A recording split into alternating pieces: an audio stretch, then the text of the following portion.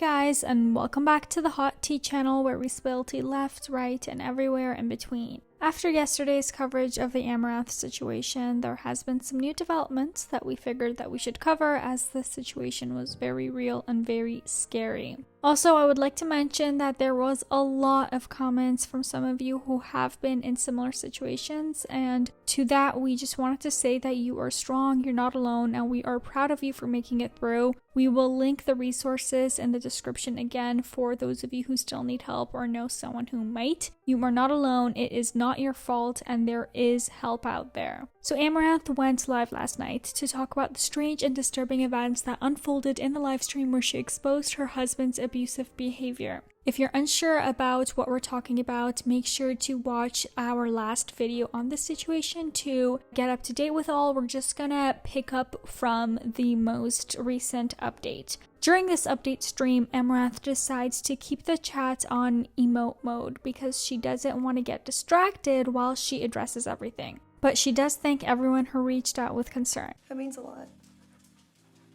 I didn't think that many people would give a shit, to be honest. It's kind of crazy. I've had a lot of friends and family reach out. That's actually a common and really sad thing that victims go through. They feel isolated and alone and fear reaching out or talking to anyone because of the worry that no one will believe them or care. I apologize that was hard to watch for people. I didn't really know what else to do because he was threatening to tweet shit, right? So kind of, if he was gonna tweet lies, I wanted to beat him to the punch, but sorry for if I triggered anybody with past abuse. Apparently, this incident was the first time that Amouranth's husband ever heard himself on a recording acting like this. She says that she has in fact recorded him before and other times tried to, but this is the first time that he's heard himself be this way. And I'm seeking legal and emotional counsel. Amouranth mentions that her husband is not there and that he's getting help. Now, I don't want to jump to any conclusions of any kind, especially before we get through the whole video of her addressing this, but a massive concern is, of course, what happens now. Typically, abusers love to keep everything behind closed doors, obviously. And when exposed like this, or on any level, they tend to backtrack and promise change and anger management, etc. I really don't want to put anything out there that is not true or can be taken as offensive, so I'll avoid speaking in any absolutes or making blanket statements. It is, however, fairly typical for an abuser to apologize, promise change, attend some therapy, and continue for a while within the relationship at a steady pace. And then oftentimes, but not always, a relapse happens, for lack of better words.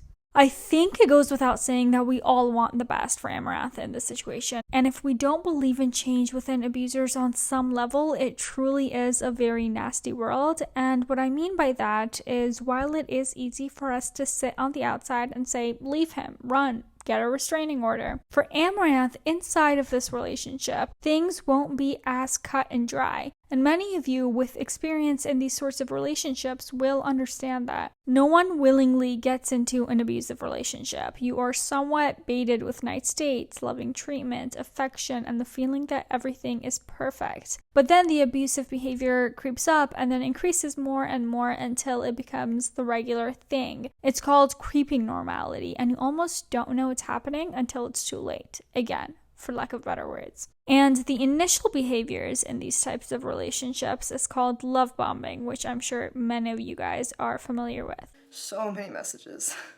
It's kind of crazy. It's like I felt so alone for so long, and now it's like I can't stop getting people to talk to me. Not in a bad way.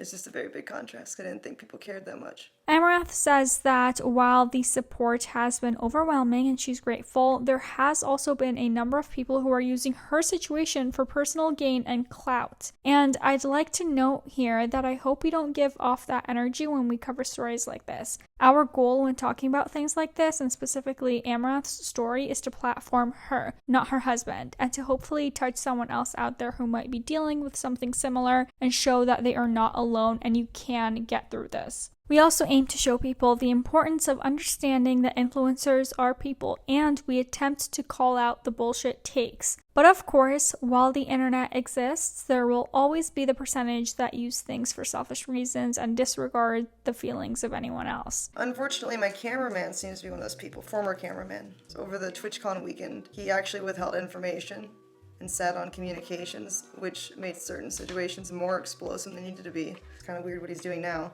I actually remember seeing who I think this individual she's talking about is on Twitter posting things like this, and I find that very strange. You'd think that if you were close in any capacity, or if you truly cared on a personal level, more than just internet stuff, that you wouldn't tweet things like this. Specifically this one about her almost live stream that was canceled because the cops showed up.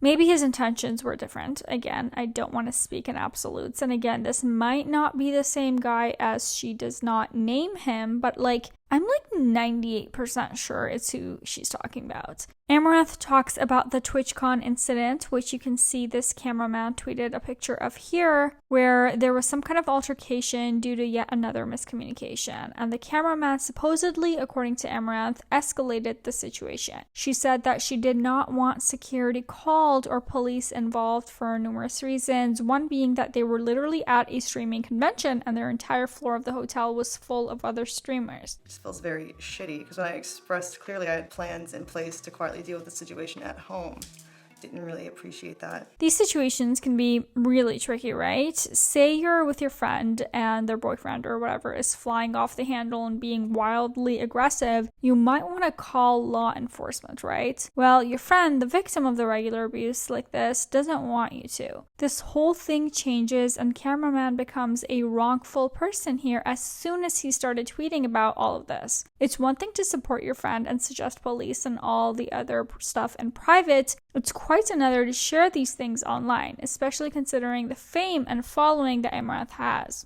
It was a line that he should not have crossed, posting these things, that is. The situation Amouranth is talking about, when he called the police, etc., again, tricky situation as I understand it from his side there as well. In addition to Amouranth feeling that this cameraman escalated the situation and ignited what she calls dormant issues, he also ditched her after the fact. He actually quickly left to catch the original flight. So we were all on the same flight. The altercation was really close to the flight time, so he left me alone with my partner to rebook our flight, which I felt was kind of shitty. It's clear, at least to me, that this person is not a friend of Amouranth's, and it's truly a shame and outrage that he's using the situation that she's in to harbor attention from the internet. He's pretended to be a conduit of information about my welfare, like on Twitter, badgering other staff to give him information to tweet about, and he's encouraged people to show up at my door who I don't know. I would hope that this goes without saying, but I'll go ahead and say it. Please do not engage with this person or send them a bunch of hate. Truly the best way to deal with this, anyways, is to ignore, but recognize that what he's doing is wrong. If you interact with any of his posts, you are helping him. So let's just say, fuck that guy next.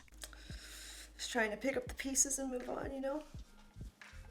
Moving on or returning to some form of normalcy after situations like this can't be just as hard as getting out of them in the first place. It can feel like your entire house is empty, like when you first move in. The quiet can be overwhelming too, and the feeling of coming off a night of partying or something. Your adrenaline crashes and the dust settles, and it can be very hard to figure out what happens next. I think over the next week, probably I'm going to take some time to process and spend time with the animals.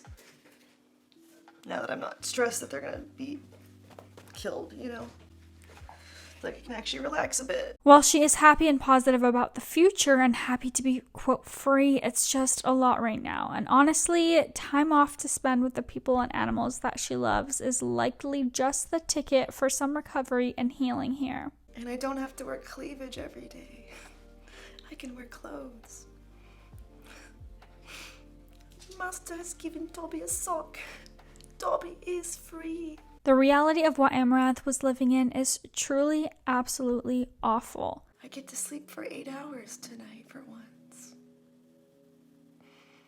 This man has been controlling Amouranth's life so much to the extent that he decides when she sleeps, what she wears, when she sees her animals, and what content she creates, as well as when she creates it. And this new life that hopefully she will live will be a shock to the system for sure. Amouranth wraps up her stream saying that she is just excited to do more animal streams and sleep and go camping and do all the things that make her happy. And as of the time of us editing this video, she was live streaming with her horses. The creepy ending to the prior stream that I gotta be honest, literally shook me, was not addressed, but we are very relieved to see that she is somewhat okay and is now able to live her life on her terms. And to those of you that commented, speaking out about your own experiences, thank you for sharing. For those of you that might still be stuck in a situation similar to this, please check out the links we will include again in the description box. And again, you are not alone and you can do this. And for now, you guys, enjoy some eye bleach.